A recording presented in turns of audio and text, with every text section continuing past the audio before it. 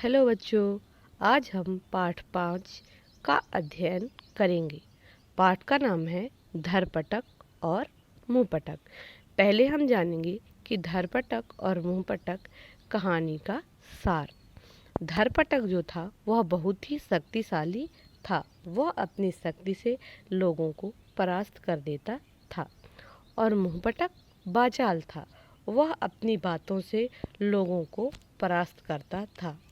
धरपटक की जितनी बातें गांव में लोगों के चर्चा का विषय नहीं हुआ करती थी, उतनी अधिक बातें मुंहपटक की हुआ करती थी, क्योंकि वह बहुत बाचाल था। बाचाल मतलब बहुत ज़्यादा बोलता था और अपनी बातों से ही लोगों को इतना डरा देता था और अपनी बातों से लोगों को परास्त कर देता था, हरा देता था।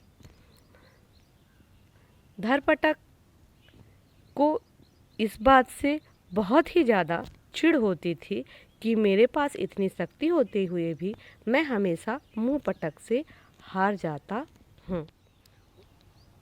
धरपटक ने मुंहपटक को सबक सिखाने की सोची। वह उसके गांव की ओर पोटली में सत्तू लेकर चल पड़ा। रास्ते में उसे एक तालाब दिखा। उसे बहुत भूख लगी थी। उसने अपनी पोटली खोलकर सत्तू को वहीं पे खाया और तालाब का सारा पानी पीकर तालाब के किनारे सो गया। इतने में एक हाथी जो वहाँ रोज पानी पीने आता था वह आया। उसने तालाब का सूखा पानी देकर सोचा इसी व्यक्ति ने मेरा पानी पिया है, तो उसने उसे टक्कर मारकर उठा दिया। जैसे ही उसने हाथी को देखा उसे बहुत गुस्सा आया। उसने हाथी को अगौछे में बांध लिया और एक बड़ा खजूर का पेड़ तोड़कर उसका डंडा बना करके हाथी को लेकर मुंहपटक के घर की ओर चल पड़ा। जैसे वह मुंहपटक की घर के पास पहुंचा, उसने उसे युद्ध के लिए बहुत ललकारा, लेकिन मुंहपटक तो मुंहपटक था। उसके पास तो कोई ताकत नहीं थी। वह बाहर नहीं आया और उसने उसे भड़काने के लिए बहुत देर तक अंदर ही चुपचाप बैठा रहा। धरपटक को बहुत गुस्सा आया। गुस्से में उसने हाथी को मुंहपटक की ओर घर की ओर फेंक दिया। जैसे ही आंगन में हाथी गिरा, बस मुंहपटक तो इसी ही ताक में था। उसने अपनी बीवी को बुलाया और कहा, देखो, शायद कोई कौवा चूहे का बच्चा ले जा रहा था, वह आंगन में गिर गया है। इसे सीख से मतलब झाड़ू से एक तरफ कर दो नाली में। धरपटक ने यह बातें सुनी और मुंहपटक की जो बीवी थी वह भी बहुत ही बातूनी थी।